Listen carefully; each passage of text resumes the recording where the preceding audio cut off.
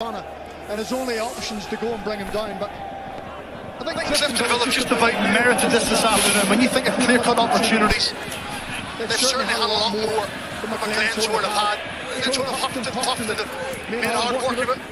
Squads a bit patched up in the minute the players got off and the rhythm was upset early on, but Cliftonville have come this afternoon, been very efficient, shown lots of quality.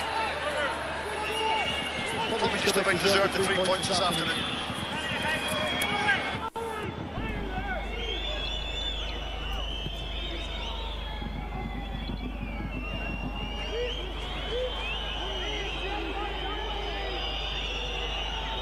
Calls for the whistle from those Cliftonville fans, and Cliftonville do have another victory against Glentoran.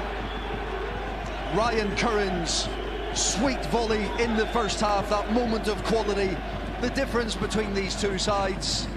And in a week when a tackle on Glentoran player Conor McMenamin sparked a lot of debate, it was a red card for a Glentoran player, Shea McCartan. He was sent off for a tackle on Hale.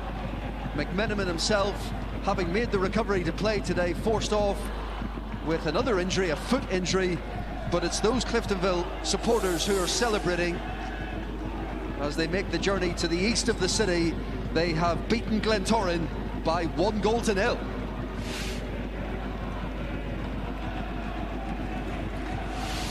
Well, this is the story of the game. Plenty of attempts from both sides, especially in that first half. Glentoran and Cliftonville really did have their chances in the half, both goalkeepers making crucial saves and also some wasteful finishing as well. There were more shots on target for Glentoran, more possession, but ultimately it is Cliftonville coming out on top again. Well, let's get some instant reaction pitchside with Graham Little. Ryan, cracking goal. Congratulations first of all on the 3 points. Just talk us through your volley. I've actually had a few of them in recent weeks, kind of with the balls came to my left foot. It's probably my own favourite foot, so when I went in there, I just tried to concentrate as much as possible, and thankfully I caught it well and it went in. It's your 10th of the season. You're managing to stay ahead of Joe Gormley. How much of a factor is the competition for places up front at Cliftonville impacting on the performance? Yeah, it's massive. I think between myself, Ronan, Joe and Roy's chipping in with goals this year. You know, I think as long as they're chipping in with goals, we're not concerned with who's scoring the goals. You know, your place is in jeopardy if you're not scoring goals. But I think between me, Ronan and Joe, we probably have about 25 goals now between us. You do, and this is a ground you seem to love, Ryan. I think I make it that 7 wins for Cliftonville at the Oval in the last 8 games. Yeah, Paddy was reiterating that before the game. You know, we've had some good results here, and it's always a tough game. Like you can see there, we were defending for large parts of the game. It probably wasn't pretty. It definitely wasn't easy to play in, but it's a good result on the next week. A word for your fans as well, because they've really turned out in numbers and they've been superbly vocal. And obviously there was a lot of chat about this being a Sunday League game. Would it get thumbs up from you in terms of the response you got from the fans? Yeah, I think you can see it there. It's absolutely brilliant. I'm not sure what the number was, but there must have been near 1,000 there. And for the game to be on TV as well, and all the fans, they make the trip over to East Belfast, I think that's credit to them. Give me a synopsis of the mood in the Cliftonville squad at the moment, Ryan. Obviously last season you went so close to achieving amazing things. You're only a few games away from doing the treble. What did you learn from that has stood you in good stead this season?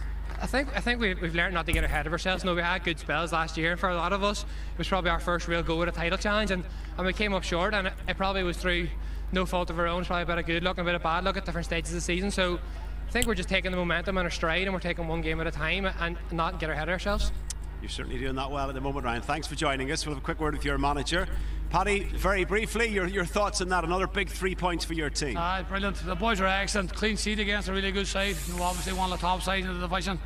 But I think if anybody was going to score, it looked like it was going to be us score second. So delighted with an all-round performance, the work rate, and a clean sheet. Superb day for us. Good 3 points, but you know, we'll take a pat in the back today for it, and we move on to next week now. Congratulations, Paddy. Let you get back to your players. Let's have a quick look at what it has meant for the Danske Bank Irish Premiership table.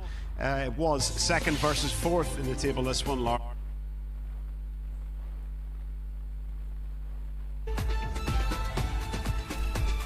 हमारे साथ कई बार ऐसा होता है कि हम अपने mobile का पासवर्ड तक भूल जाते हैं।